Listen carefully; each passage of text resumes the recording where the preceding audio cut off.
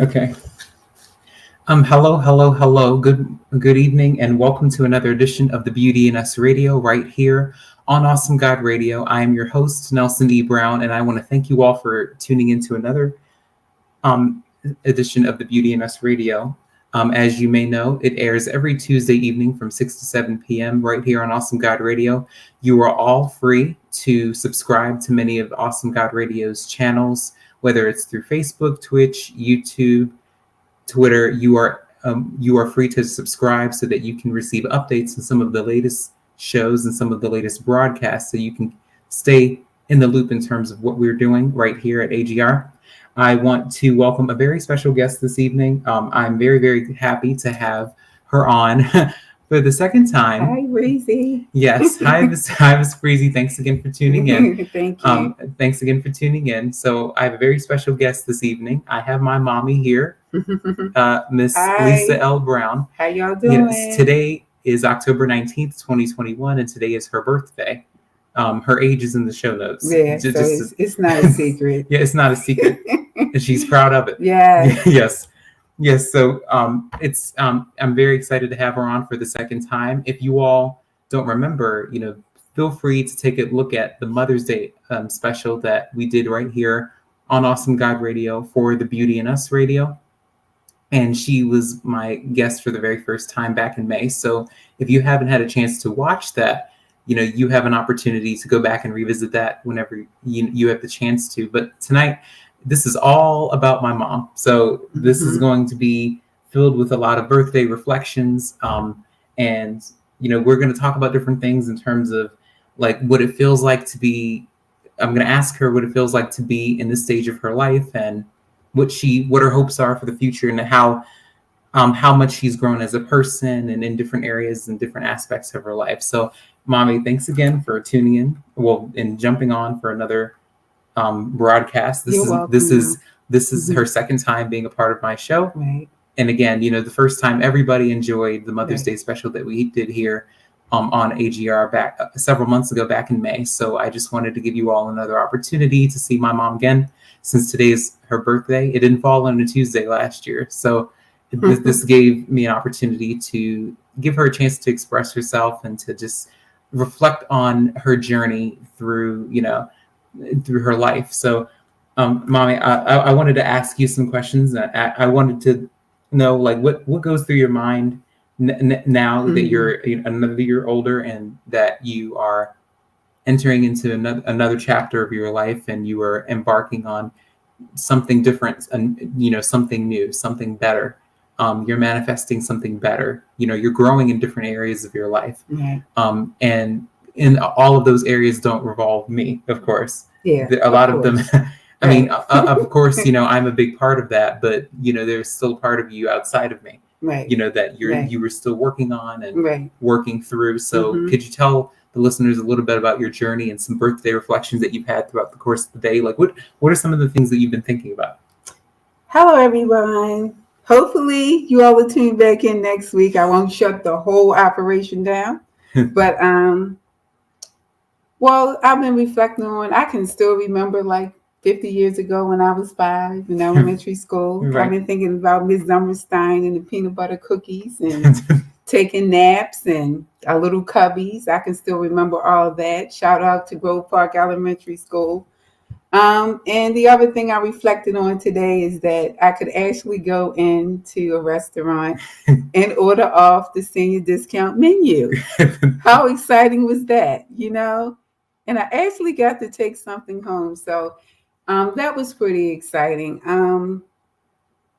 I guess, turning 55 is I feel great. It's amazing. I've I'm still learning. I'm still growing. I'm just so excited about this chapter in my life. I feel like, I'm just getting started. I'm 55 and I at least got another 50 to go. So I'm halfway there. I'm just, doing everything to try to keep myself healthy and happy as possible. Trying to exercise, stay healthy, stay positive. I'm still working on retiring as well. That's something that you have to plan for, people. Hello, Mr. Jefferson. Hello, everybody. Hello. Some AGR people are tuning in. Thank you, GR family, again for supporting my son. But the other thing I wanted to say was that the biggest thing I've learned is that you have to plan to retire. I speak with my son about that all the time. When I first started my job, June of 1989, I started working for the federal government, although I had jobs before then. So I guess, been working for the last 37 years. And I often hear people say, I'm not retiring. How can you retire? They don't put a retirement system in place for you not to retire. So my biggest takeaway from all of this is that when I first started, June of 1989, the first thought I had was, I want to retire. I'm going to retire one day. And here we are 32 years later, and that's what I'm looking forward to. So again, the biggest takeaway is, people, please plan to retire. Don't wait until you're 50, 60 years old, 40 years old. Start as soon as possible. Every dollar counts. Every penny counts. Just tuck something away. You have to always remember, like I tell people, when you first started working, you survived on less. So if I remember when I first started working, I think I was making, when I was working as a waitress, they probably paid you $2.80, and then you had to, make it up in tips. And then when I really thought I was doing something, I was making $3.35. So, I really thought I was something. So just plan to retire. It doesn't matter how much you make, how less you think you make. Just plan to retire. Plan, please, people, plan to retire. Take care of yourself health-wise. Do the best that you can. I know it's a struggle. I decided to, I don't want to take over the show because I almost did that the last time. But, I decided today that I would, when I planned to go to the doctors, I planned it on today for my 55th birthday. I went to the doctors today, had a great report, until he told me, another 10 pounds is doable. Okay.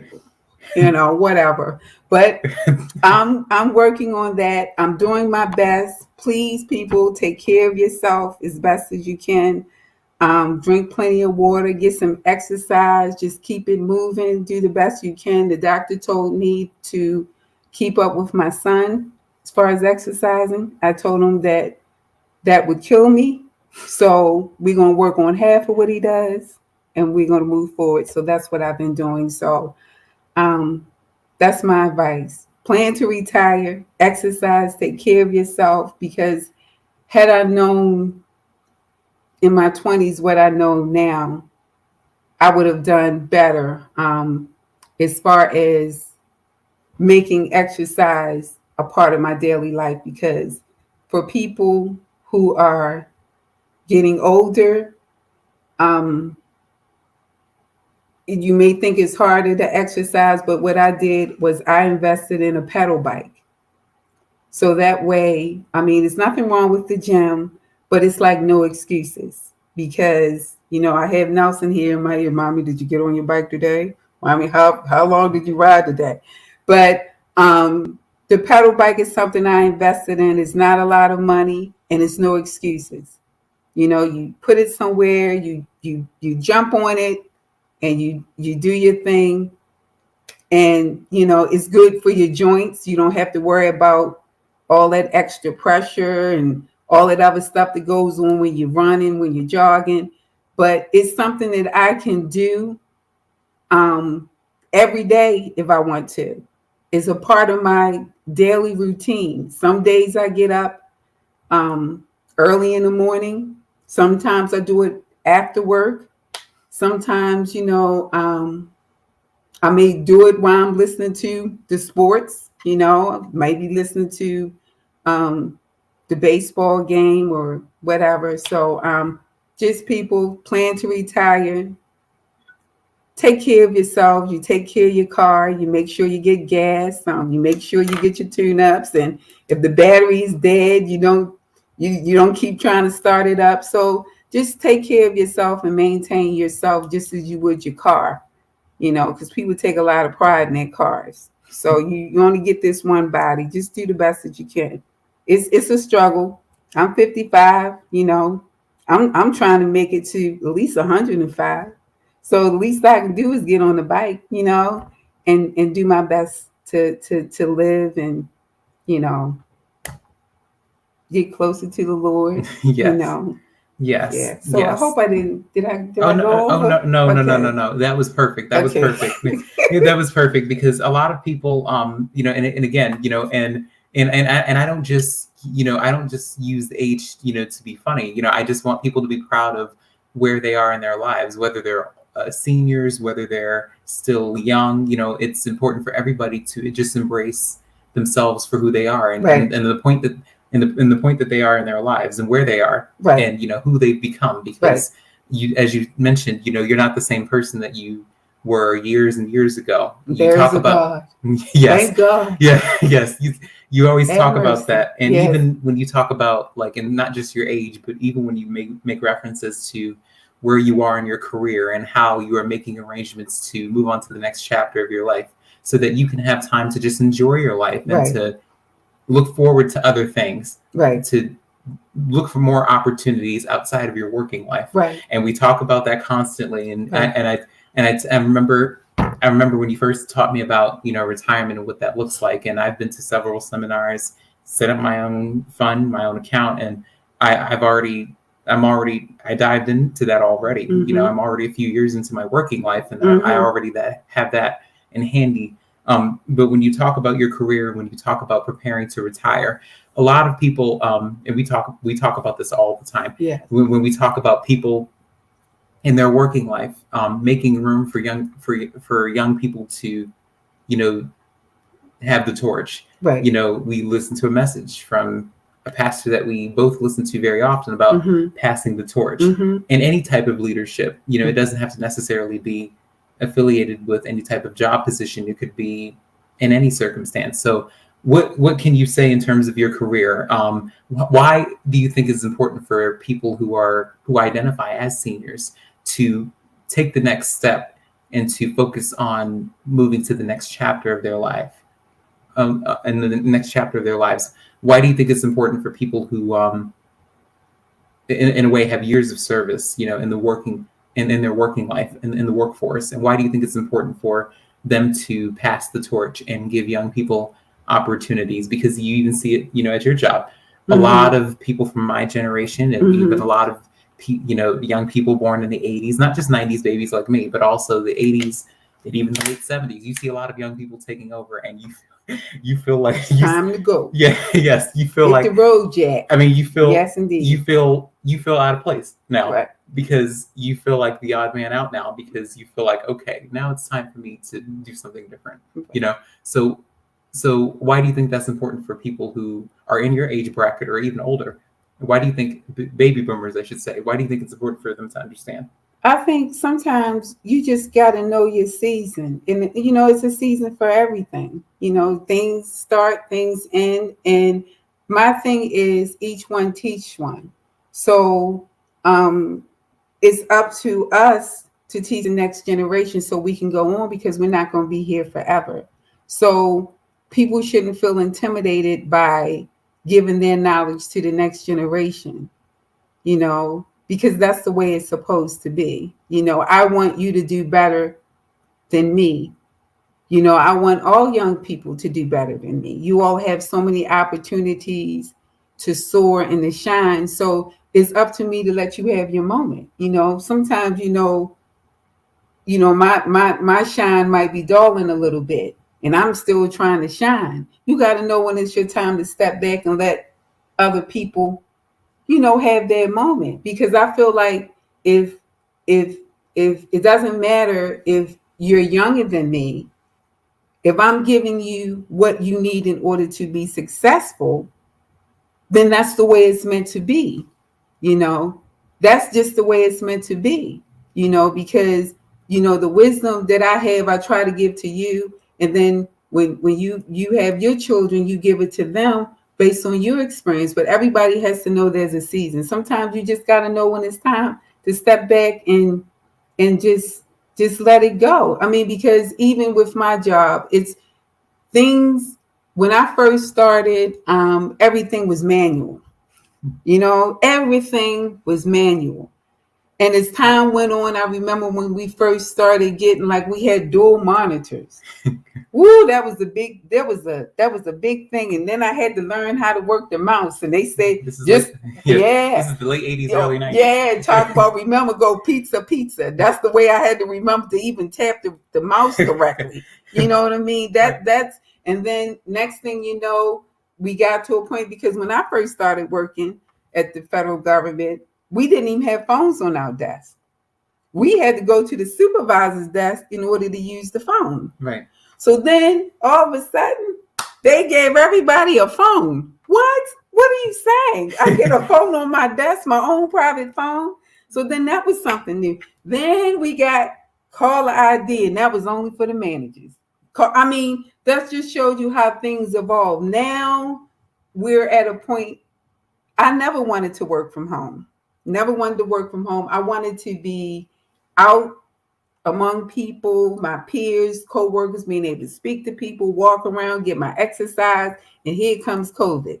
Change my whole world. Now what happens? I am forced to have an alternate workstation. I have to work from home. So now you have to do everything on this computer. Remember pizza?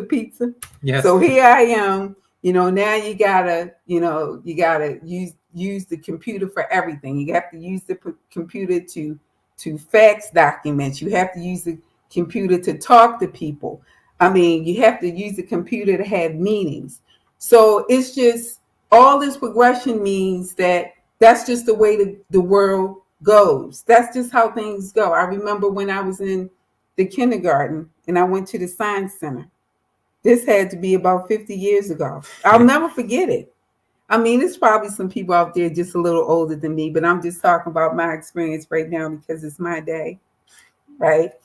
But 50 years ago, I went to the Science Center, and I remember seeing this box, and they said 50 years from now, you'll be able to talk to people just like this, So you could see another person, and that person was talking to me. I was 5 years old at the Science Center. And so now when I see that what we're doing now, this is what they showed me 50 years ago, but this is the progression of things. Each one teaches one. So people learn things, they pass it on, they learn things, and things get better, and it works out for everybody. Now, suppose this would have never happened. I remember back in the day, we used to have the rotary phone. We didn't have caller ID. Yeah, I see that on the old school. Oh, we didn't have. I remember. Anybody remember when you wanted to break into a call, you had to call the operator. You had to call the operator and say, "Operator, I'm trying to dial so and so this number." Back then, we didn't even have area codes. Right, and don't mess up because you have to start. You got to start all over again. So I'm saying all that to say that's just the way the world is. Things grow, they blossom. It's just like sometimes things die and then they have to automatically, they come back up. That's just the progression. That's just the way it happens. So you shouldn't feel like if I give my knowledge to the next person that I'm going to be losing something. We're all going to gain. We're all going to gain because these young people now, their minds and their vision is so, it's just awesome the way they think and the way they want to do things. So sometimes we just have to step back and let people do their thing. And change is good sometimes. Change is good. So, that's what I've learned, that as a person that can now order on the discount senior menu at some restaurants, I've learned that sometimes you have to know when it's time. You have to know when it's time to let it go, and let it go, and trust that you've given that person, that next generation, what they needed in order to move forward and to grow. Yes, that was beautiful, and that was very profound. And I know we talk about that all the time because, you know me, I'm just, my generation, like a lot of the, the 90s babies, we're just coming into the workforce now during the 2020s decade. Mm-hmm. The 80s babies, they came in during the 2010s decade. Mm-hmm. So it seems like every decade, there is a new era of young people who come in, right, who, work their way, through the ranks in the workforce. Like with you came 1989, so you were a part of the 90s era, right, in terms of, jumping into the workforce, right. Shout out to Aunt Cheryl, Yes. Today is her birthday, yes, too. yes. She's 18 years older than me, but we are fraternal twins, everybody. Yes. So so that's a science project for you today. Yes. All right, children. Yes. And how like you guys work for the federal government too, and she started in the late 60s and she blossomed in the 70s. Yeah. My other aunt, she blossomed in the 80s. Right. Right. So every decade it seems like a new generation of young people just takes over, and they start out as rookies and they grow from there. Right. So and there are going to be young people after me. Right. And after those young people. So nothing, like you said, nothing lasts forever. Right. So when you pass on the torch and when you give your knowledge and your expertise to the next generation, it doesn't make you any less successful. Right. And a lot of times people, they do that because they feel threatened by people who are coming in after them. Right. Right. Or people who are going through the ranks, and they see their potential and they see the knowledge that they do have and the skills that they do have. And because of the fact that they feel threatened, they use that against them. Right. And I'll say this, people have to know their self-worth. You can't give that away. You know what I mean? Right. You can't give that. You can't give that away. You have to know that for yourself.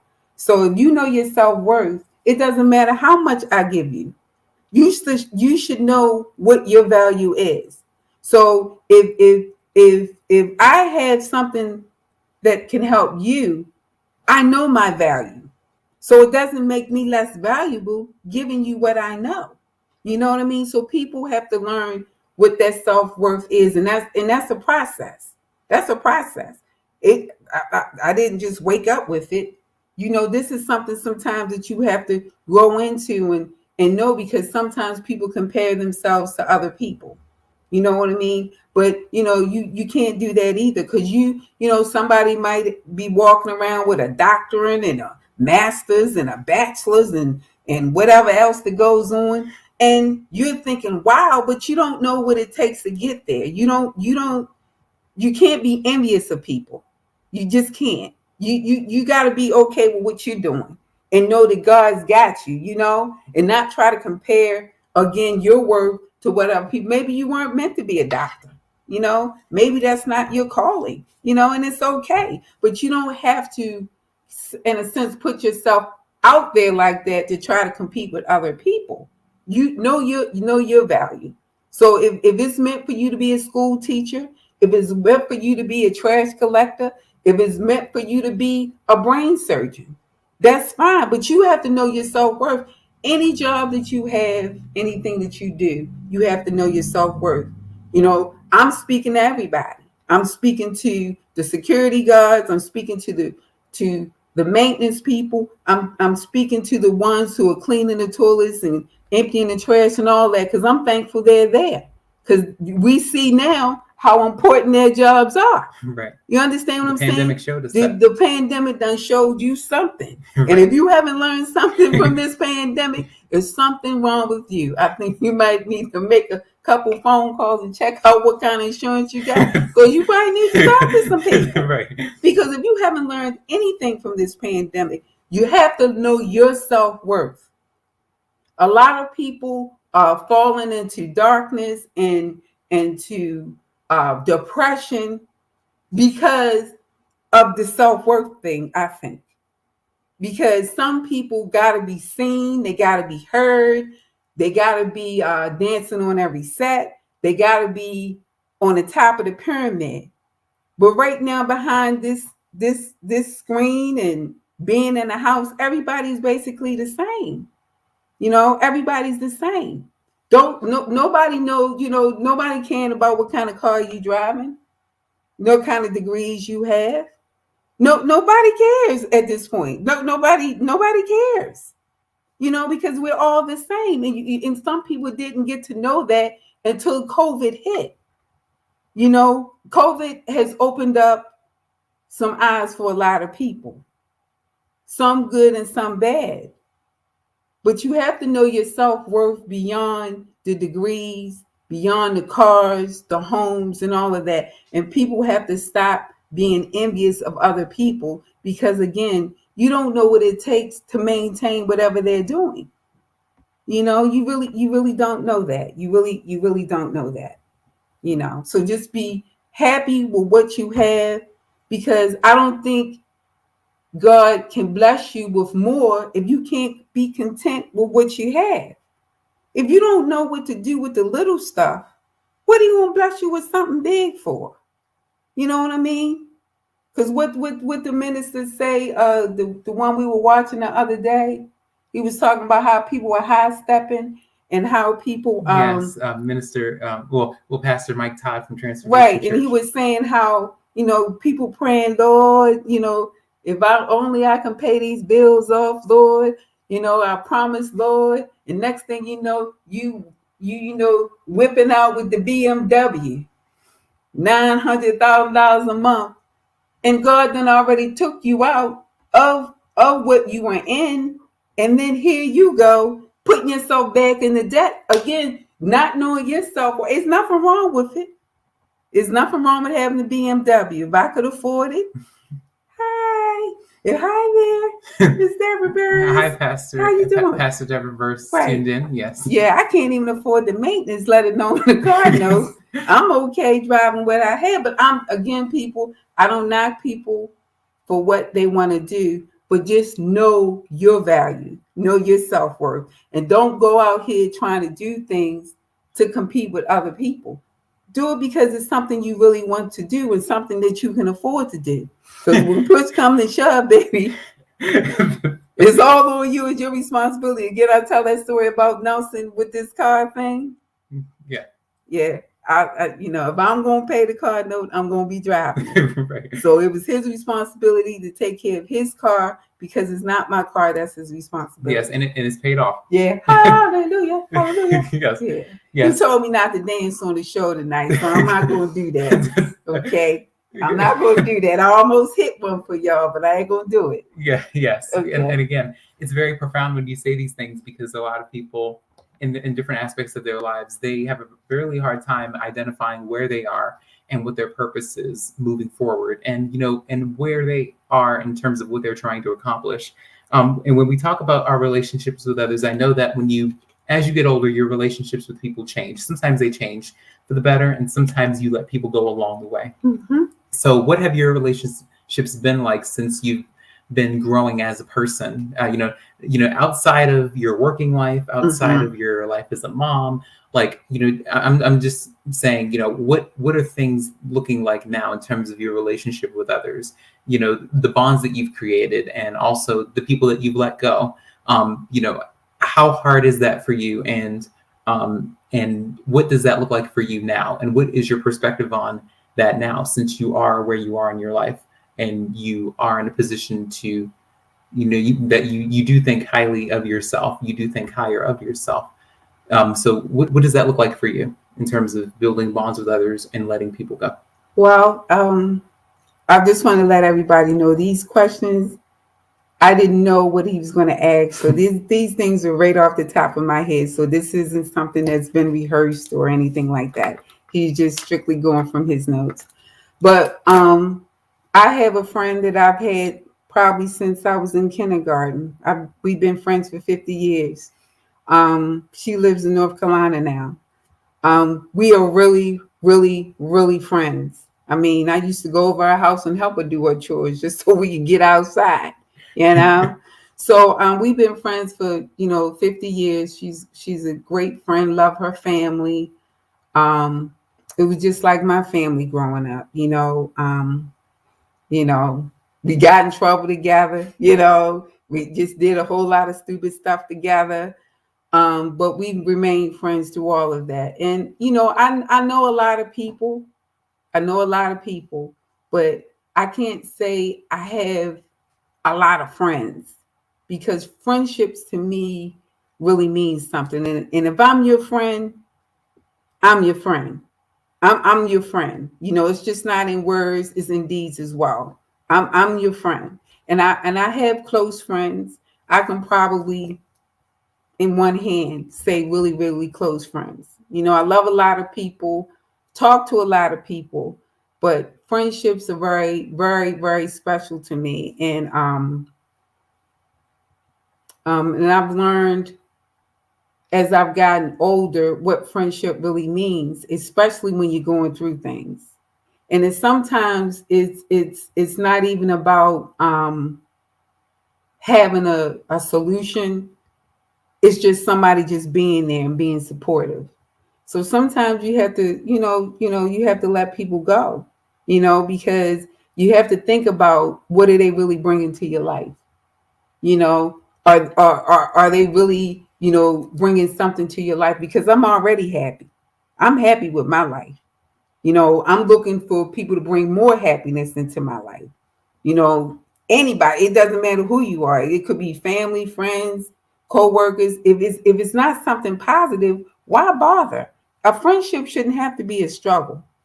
The friendship should be something where you check on each other, you know, you care for each other, you respect each other, you form that type of bond. You shouldn't feel like it's work, you know, or you talking to the person and you say, thank God for call ID. I can let that one go to voicemail. It shouldn't be like that. Really. I mean, you should be able to pick up the phone and talk to your friend if that's really your friend. So to me, that's because if it's starting to be draining, you know what I'm saying? Just weighing you down, and I'm going to the altar about my stuff, but now I got to go double for your stuff. I mean, that's a lot. You know what I mean? It's a lot because I got my own stuff going on, and I got my own burdens to bear. But when it gets to be too much and just weighing you down, and you waking up in the middle of the night thinking about it, or every time you turn around, you writing a check or you going into your pocket, you got to question that. Because to me, that's not really what a friendship is. It should be something that's mutual, like any relationship. You shouldn't feel like, well, I'm calling them more than they calling me. Or dang, they don't never check on me. It shouldn't be like that. And I've had to learn to cut people off because I'm a genuinely nice person. I really am, everybody. I'm a genuinely nice person. I care about people. And I'm genuine in what I do. So sometimes you just want that reciprocated. It's the small things. I'm a person that I'm just going to be me, and I do me. But sometimes you just want things reciprocated and want people to care the same way you care. So when it starts to be like you feel like you're doing more for this friendship, relationship, then it's time to snip, snip, snip. Gotta let that go. Right. Got to for your mental, because it's about you too. And again, it's all about self-worth. You have to know your worthiness.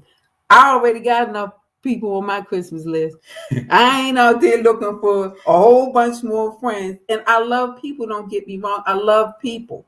But you just got to be careful who you allow in your circle.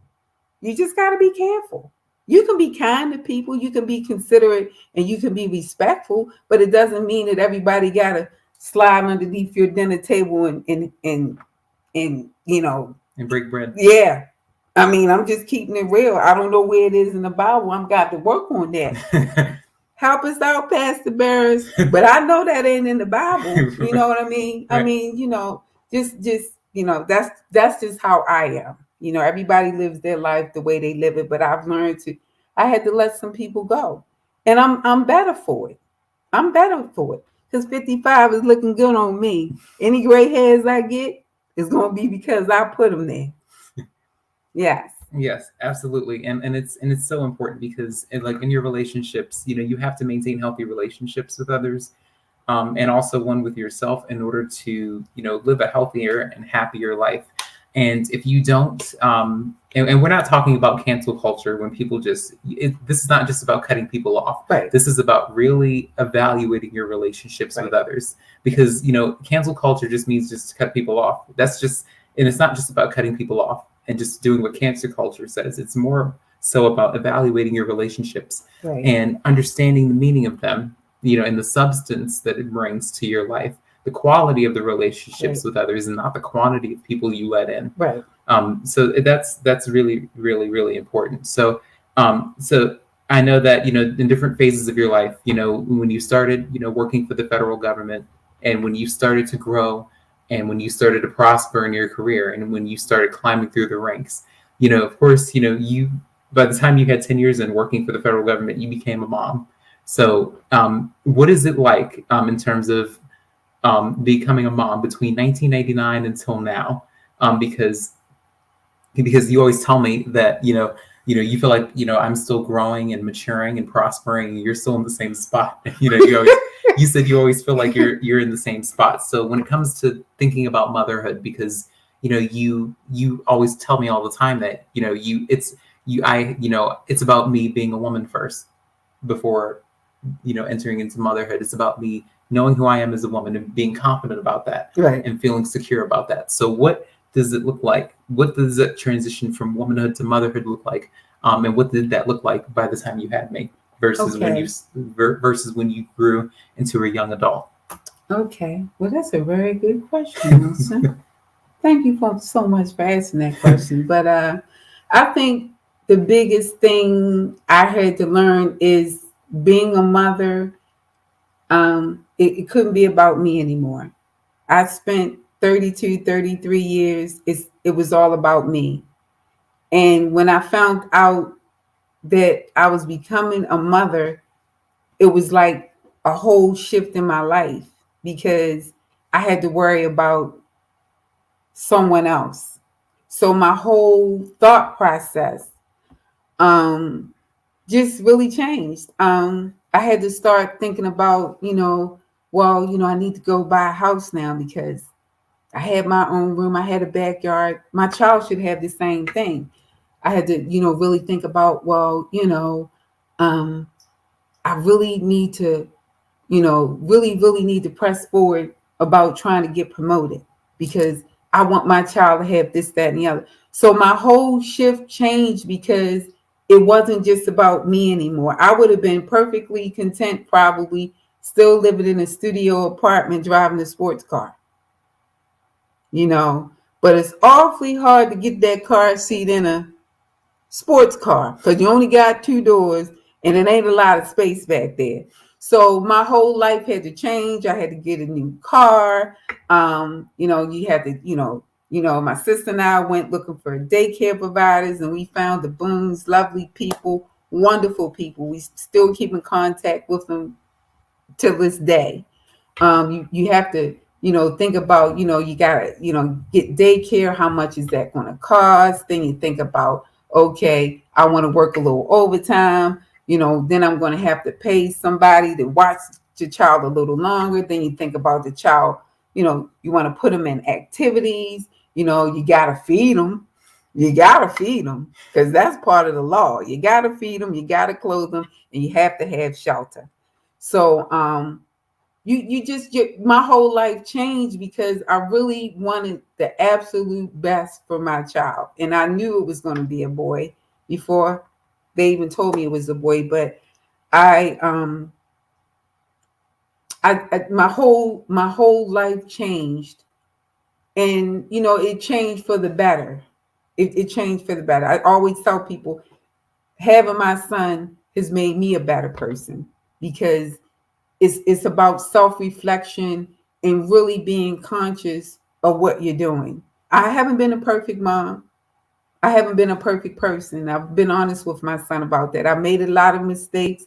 I paid plenty of stupid taxes, and I'm probably paying a couple more probably as we speak. I may not have always done the right things, but I've always tried to do right by my son. That's the bottom line. I think becoming a mother just changed my whole outlook on life because it was no longer just about me. I needed to set a foundation for you and make sure that you were okay, education wise, um, mentally, physically. I wanted you to be able to experience things, whatever he wanted to do, why not? You want to play badminton? Okay. You want to, do football? Sure. You want to do softball, gymnastics, whatever. So it being a mom is an awesome experience, and it's made me a better person. Is my son makes me want to do better every day. Every day I want to do better because of him. And my son is he's a great guy. He's a God-fearing young man, and all I knew is what I knew is growing up to take your child to church. And that's what I've done. Just try again, each one teach one. That's the way I was raised. And I turned out, pretty good. So I figured, my son, he's turned out pretty good as well. So to me, motherhood just made me just think about life totally different. Just totally different. Just wanting the very best for my child. Yeah. Yes, and that's and again that is, I mean, that is great, and that's profound to hear, because a lot of people who go through different phases of their lives, first becoming an adult, being able to take care of themselves, establishing their own security, Right. And their own sense of stability, because before you become a parent, of course, and you talk about that with me all the time, and I've talked to other people about the first responsibility for anyone is to make sure that you are taken care of, and to make sure that you are taking care of yourself, and to make sure that you are providing stability for yourself, and to make sure that you're secure with everything that you've invested in. So that's the first responsibility that everybody has, no matter who you are, parent or not. Right. That's the first responsibility. And then making this transition to parenthood, it's the drastic shift. A lot of people don't understand that transition because, it's not always, you have to take the good and take the bad and make the most of it, because that's a part of the journey. Mm-hmm. Because it's not a destination. You don't just watch your kids grow up, and you don't just raise them until they're 18, 21, or however old they are. It's a journey. Mm-hmm. It's a journey. It's not a destination. So you don't just get up and you don't stop at a certain point when they graduate from high school, or when they go to college. It's an ongoing journey. Right. It's not a destination, it's a journey. Right. Parenthood is a journey. Right. So I know that, like, even with new parents, of course, they're in the phase where they're babies and they're cute and they're adorable. You find yourself buying Pampers all the time, and buying milk and formula and everything else, and then you get to the point where they're starting school. They're going off on school. Mm-hmm. Next thing you know, they're graduating from elementary school. Next thing you know, they hit middle school, Mm-hmm. and then high school. And then you find yourself, in the process, Right. trying to wrap your mind around the fact that, okay, they're growing up so fast. Mm-hmm. I blinked and they were this age, Right. and I blinked again and they were this old. Right. They were this is how old they were. Right. So you have to enjoy that, and I think that a lot of people, and I've listened to a pastor talk about this all the time when she talked about her kids. She said that a lot of people get into the habit of just raising their kids without enjoying their different phases of their lives. Right. They get so caught up in just acting as that provider, Right. instead of taking those sentimental moments and making the best of them. And a lot of them are just focused. A lot of people are just focused on just raising their children rather than investing in those moments with them. And I think that what you did was that you no matter what I did, no matter what activity I was invested in, no matter what I went through, and no matter what the situation may have looked like, you were always there between the good and the bad, because a lot of people, again, you weren't just focused on being the provider. You savored. I have a whole, laminated wall of 144 photos. pictures. The guy told me, man, we can't put no more pictures on here. Yes. Okay. All right. Yes. Do the best you can, son. Yes. So FedEx hooked her up with that. But yeah, it's very nice. Yes. Mm-hmm. So, but that, whenever I get a chance during a future broadcast, I'll show you guys. There are a lot of photos. Mm-hmm. I don't even think I'll be able to get through all of them in an hour. Right. But and it's still more photos, but they only allowed 144. Yes. Yeah. Yes. But I think that that's a perfect example of what it looks like when you actually take the time to invest in the sentimental moments, because you can't get the time back. You can never, ever, ever get the time back. So again, you have to know your worth, your value, and see what's important. Kids are not going to remember what kind of car you drove, what kind of tennis shoes you bought them. They're going to remember if you were there, if you were present. You understand? That's what they're going to care about. So you have to be sure what you're investing in. You got to invest in your child. You got to invest in the children. That they are our future. Again, we're pouring into them. So if you don't pour into them, we're going to have a problem. We're going to have a problem. I try to balance that. I never, ever, ever miss anything my son was involved in. Never. Whatever I had to do to make it happen, I was going to be there and be present, because he's 22 now. He's 22, right? And he remembers it. They're going to remember they're not going to remember, laying back in the Mercedes, or you know what I'm saying, or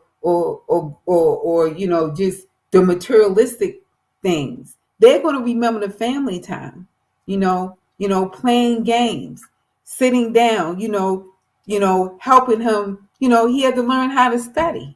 You know what I mean? He had to learn how to study. We had to figure that thing out. You got to take time with your kids. Giving kids responsibility is part of growing up and being mature. Being responsible. You got to learn how to be. Nelson was responsible for packing lunches since he could walk. And y'all can call CPS today now if you want to, because he's 22. But again, I couldn't do it all. He had to learn how to wash clothes. We did it together.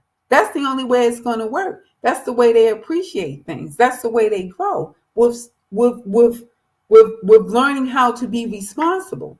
You can't do everything. He will wash the dishes. I mean, they weren't always the way I wanted. You go back and you wash. You don't put the knives in there or anything like that. But you go back and you kind of do it over. But they live and they learn and they grow and they take responsibility. I mean, sometimes he takes out the trash. Sometimes I take out the trash. Sometimes he washes clothes. Sometimes, but it's all about responsibility. It don't have anything to do with gender. Growing up in a household, I felt like there were gender roles. We were in the kitchen. We had to scrub the cabinets and scrub the floor. All the boys had to do. How come all they got to do is take out the trash? Why can't I take out the trash sometimes? Every Saturday morning, scrubbing cabinets. Yeah, you had to whip out that Ajax. Oh, what you talking about? You better go out there and get them cement steps going with that brush. What you talking about? I mean, she wanted them to be shining, but that's how I grew up. And I used to say, boy, oh boy, when I had my family, we ain't gonna be doing all this. We gonna have to take turns, because this ain't fair. But I'm saying all that to say that every moment counts. Every moment counts. We have to be there for the children as much as we can, and teach them responsibility, teach them ownership, teach them the importance of keeping to your word. If you say you're going to do it, do it. If you can't do it, say you can't do it. It's just important for us to show up and be there, because believe me, they're going to remember. They're going to remember.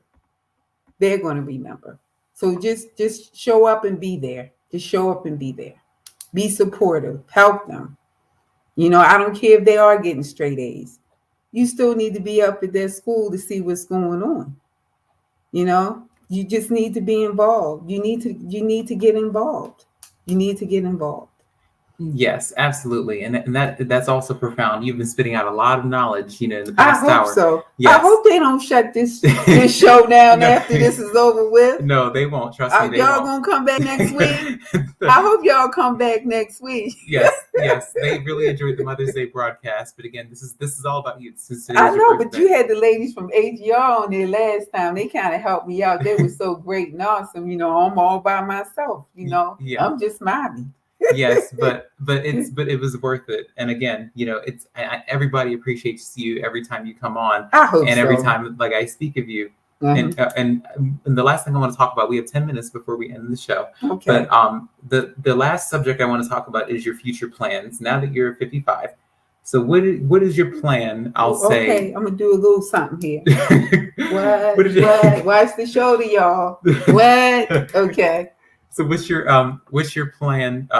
I'll say, I know that you already talked about some of your long-term goals that you have. Right. But what are some of the short-term goals? I'll say, in 5 years from now, by the time you turn 60, what are some of the things you're looking forward to for your future? And I'll say 5 years from now as a short-term goal. Because you've talked a lot about your long-term goals, the goals beyond today, beyond 60, beyond 70. So what do your goals look like within 5 years from now? Okay. Well, the first goal I hope that my doctor set for me is by the time I'm 60, I can lose them 10 pounds.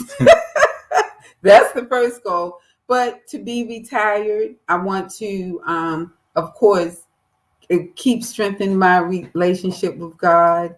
I want to be able to give back. I want to volunteer as far as helping children learn how to read, do math, tutor, whatever. I want to be involved with the kids in that way. I really want to give back that way. I really want to learn another language. Not necessarily Spanish, maybe Chinese. I don't know. What else I want to do? Maybe for my 60th birthday, might have a little party. I said I'm going to dance no more now, but the show to just keep moving. Maybe have a party for my 60th. Maybe. I do want to be retired before I'm 60. I just want to be comfortable, y'all. I mean, I just want to be comfortable, be able to pay my bills, take a couple of trips, give back, that's all I want. I just want a nice, peaceful life, for the next, 45, 50 years till I get 100, 105. I just want to be peaceful. I want to be healthy. I want to be happy. I want to be, in a position to, still play with my grandchildren, know who I am, remember this broadcast and not say, who's that right there? That person sure looks familiar. I don't want to be doing all that. And I'm not making light of anybody who's going through that, but I'm just saying, I just want to be,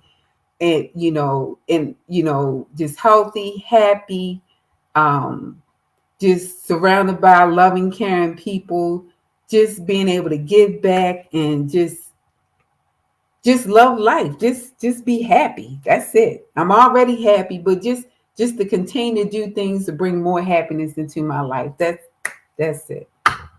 Yes. And again, these are all of the things that people should hope for and should look forward to during this stage of their lives, because there are a lot of people in your age bracket who are very lost and confused about where to go. You tell me about that all the time. Mm-hmm. A lot of people in your age bracket, a lot of even some of your colleagues, some of the people you cross paths with all the time, a lot of them, they feel like they're lost, like they lack direction. They don't really know where to go from here.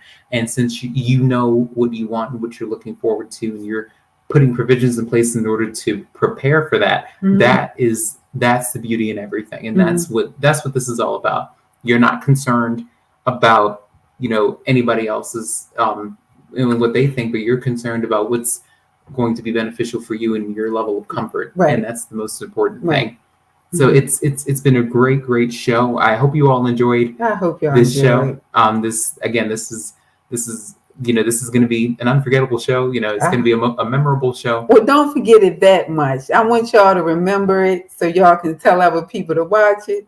I don't want y'all to, yeah. Yes, but this was a special broadcast. The birthday wishes have been coming. Thank y'all so much again for wishing me happy birthday. I really appreciate it. I mean, it's been an awesome birthday. Thank you all so much. I'm so blessed to see another year. 55 I'm feeling pretty good for 55. Doctor saying I'm doing great. I'm just happy, and I just appreciate it. I appreciate you all supporting Nelson, and I ask that you can continue to support him and shower him with the love. It's just awesome to see this other family that we have, because I'm gonna say y'all my family too. Y'all my family too, and I'm just so grateful. It's so grateful just to have this village of people who love and care for my son as much as I do. You know what I mean? I mean, y'all probably can't love him as much as I do, but y'all keep on trying, because that's what it's all about. But I mean, I'm just grateful that you all just love him and, just support him and just shower him with love. It's just awesome. And that's what it's all about. Again, knowing your self-worth, pouring it into others. And it's just awesome to see. I tune in every week, and I see the love that's coming through, and people appreciate it. So, I can't say it enough. Thank you all so much for loving my son and supporting him. And I love you guys too. Even if you don't see me every week, I'm grateful. I'm grateful for all of you. All of you. Thanks again. Yes. And so am I. I share that all the time on my broadcast. But before we wrap up, for another edition of the Beauty in Us Radio, right here on Awesome God Radio, I want you all to be reminded of the fact that you can subscribe to AGR and all of its platforms, on social media, between Twitter, Facebook. We're also on Instagram, Twitch, and all of the social media sites out there. So make sure that you subscribe so you can sit and watch and listen to other stations, other shows like this. But again, the Beauty in Us Radio airs every Tuesday evening from 6 to 7 p.m. right here on Awesome God Radio. And again, we appreciate you guys so much, and we love you guys so much for everything that you do. I want to let you all know that, Young Men Strong, my meeting with Young Men Strong is this Friday. The calendar, let's see, this Friday on the 22nd of October. That's our next membership meeting. So shout out to Miss Nyjah Howard for reaching out to me and being the founder and CEO of Young Men Strong and bringing me on board and speaking to such amazing men of color who have so many inspirational stories to share. And I'm glad that I've been a part of that village. I'm a part of that village now, where I can have mentors and people in my corner who support my dreams and understand the direction that I'm headed in my life and where I'm going, and who provide me with that extra support system, because you can never have too much love. And that's something that everybody wants, needs, and desires. Right. And I want you all to tune in for next week's show. So next week, it will be October 26th, 2021. So make an appointment to meet me back here. Next Tuesday, I'll have some more content to share later on in the week so that you all can prepare for next Tuesday's broadcast. So we are both signing off, and we want to say again, thank you for the birthday wishes. Thank you for tuning in. We will see you all next time, and we are looking forward to, the next show, and as we close 2021 and enter into 2022 soon during the last quarter of this year. Alrighty. So we love you guys. Love you guys. Thanks for tuning in. Come back next week now. You hear? Yeah. Bye. Okay.